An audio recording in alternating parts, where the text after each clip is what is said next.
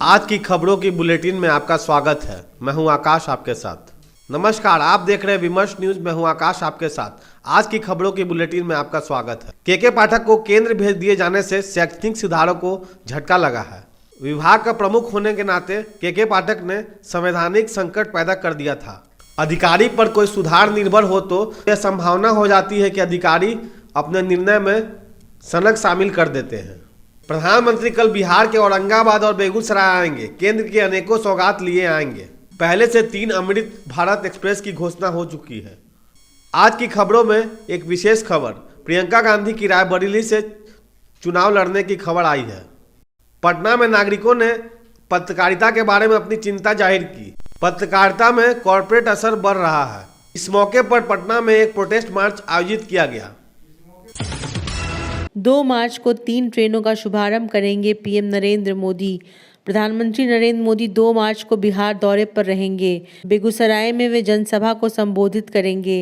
इस दौरान वे राज्य में 3 नई ट्रेनों के परिचालन का भी शुभारंभ करेंगे।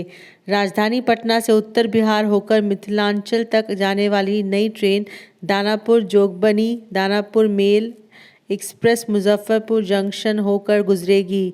पीएम मोदी बेगूसराय में इस ट्रेन के साथ ही समस्तीपुर मंडल से जुड़ी कुल 3 गाड़ियों को वर्चुअल हरी झंडी दिखाएंगे। बिहार को जल्द ही 3 जोड़ी अमृत भारत एक्सप्रेस ट्रेनें और मिलने वाली हैं। उत्तर बिहार के रेल यात्रियों को इनका लाभ मिलेगा। आने वाले दिन में मुजफ्फरपुर, समस्तीपुर और बरौनी से एक जोड़ी अमृत भारत ट्रेन का परिचालन होगा। अमृत महोत्सव के मौके पर अमृत भारत ट्रेन की घोषणा हुई थी।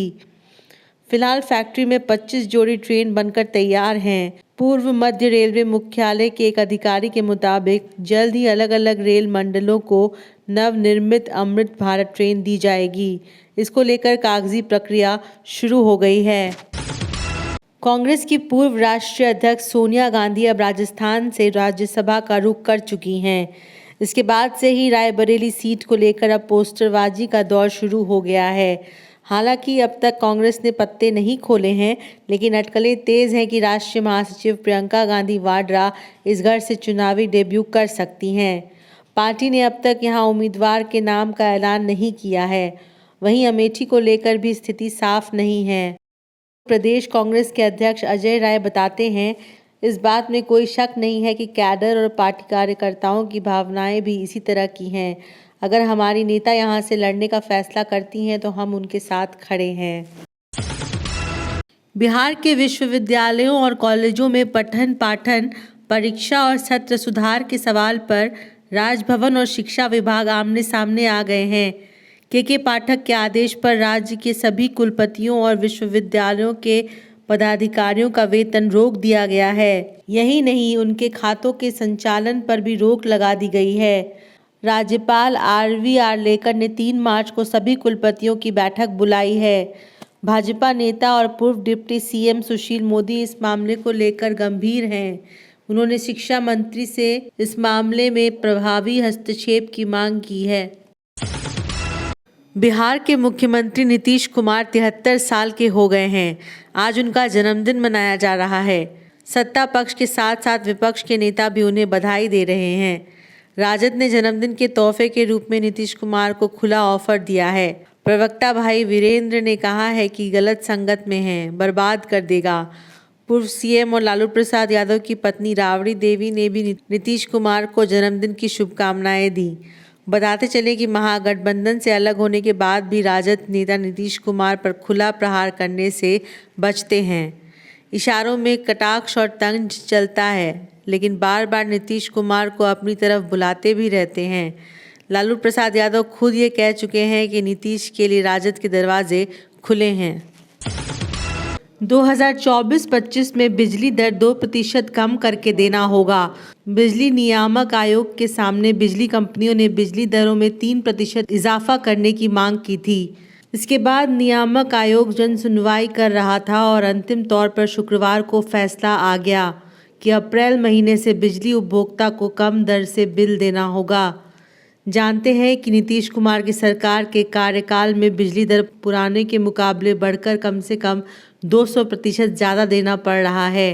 बीच में सरकार ने बिजली दरों पर सब्सिडी भी देना शुरू किया, जो इसका सीधा लाभ उपभोक्ताओं को मिल रहा है। अभी बिजली दर अलग अलग स्लैब में मिलाकर देखें तो औसत प्रति यूनिट ₹6 से अधिक देना पड़ता है। इस तरह देखें तो प्रति यूनिट कम से कम 12% दर से कीमतें घटेंगी और इतना ही नहीं, इसका सीधा मतलब यह होगा कि बिजली की कीमतें नहीं बढ़ेंगी। बिहार के दरभंगा में बम विस्फोट के बाद जांच करने पहुंची पुलिस के होश उस समय उड़ गए जब घटनास्थल पर एक के बाद एक बम मिलने लगे। बहादुरपुर थाना क्षेत्र के छोटी एकमी में एक निर्माणाधीन मकान के पास से पुलिस ने 7 जिंदा बम बरामद किए हैं। इस खबर से इलाके में सनसनी फैल गई है। घटना के संबंध में बहादुरपुर थाने में प्राथमिकी दर्ज कर पुलिस मामले की जांच कर रही है। सिटी एसपी ने बताया कि रात 10 बजे के आसपास वहां पर विस्फोट हुआ था। सूचना मिलने पर वे लोग वहां पहुंचे। वहां से 7 सुतली बम बरामद किए गए। विस्फोट हुआ बम भी सुतली बम ही था। पुलिस हर बिंदु पर जांच कर रही है। अपराधियों की पहचान का प्रयास किया जा रहा है। पुलिस जगह जगह छापेमारी कर रही है।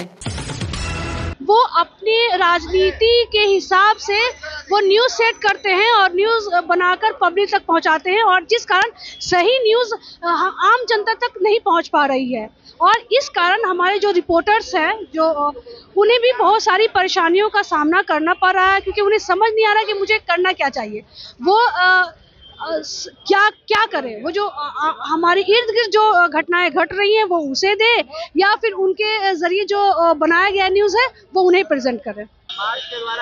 इस मार्च से हम लोग यही कहना चाह रहे हैं, हमारा एनसीपी के हम लोग सिपाही हैं, कि जितना मीडिया कर्मी पूंजीपतियों को दबाव में जो बोलना चाहिए हकीकत वो नहीं बोल पा रहे हैं, और मोदी के इशारे पर मीडिया कर्मी को जो अगर दिखाता है उसका चैनल बंद कर दिया जाता है। इसलिए हम लोग मांग कर रहे हैं, मार्च आयोजन किए हैं और धरना डाल रहे हैं, जुलूस निकाल रहे हैं, इसलिए कि मीडिया को वेतन मांग दिया जाए, ठेकेदारी पर नहीं रखा जाए। भारत ने पूरा पूंजीपति वर्ग में जिस तरह का ध्वंस कर रखा है पूरा सरकारी क्षेत्र, इसकी खबरें हम लोग तक नहीं पहुंचती। पूरा देश 2 आदमी की संपत्ति, अडानी की संपत्ति 2000 में 50,000 करोड़ थी, आज वो 12 लाख करोड़ होके रहे। जब नागरिक इन सवालों को उठाते हैं कि भाई किस तरीके से उनकी संपत्ति इतनी बढ़ गई, तो ये खबर नहीं आती। दूसरी बात, पत्रकारों पर बहुत ज्यादा हमला हो रहा है। भारत का विश्व वर्ल्ड फ्रीडम इंडेक्स में भारत का 2014 में स्थान 140 था, अब वो घट के पिछले 10 साल में 161 हो गया है। इस तरह के न्यूज में बने रहने के लिए आप देखते रहे विमर्श न्यूज। अगर आपने हमारे चैनल को सब्सक्राइब नहीं किया तो जल्द जाकर सब्सक्राइब करें और बेल आइकन दबाना ना भूलें। आप हमारे चैनल को फेसबुक पे देख रहे हैं तो लाइक करें, फॉलो करें। तब तक के लिए विदा लेते हैं। कैमरा पर्सन ब्रिजेश के साथ मैं आकाश, विमर्श न्यूज पटना।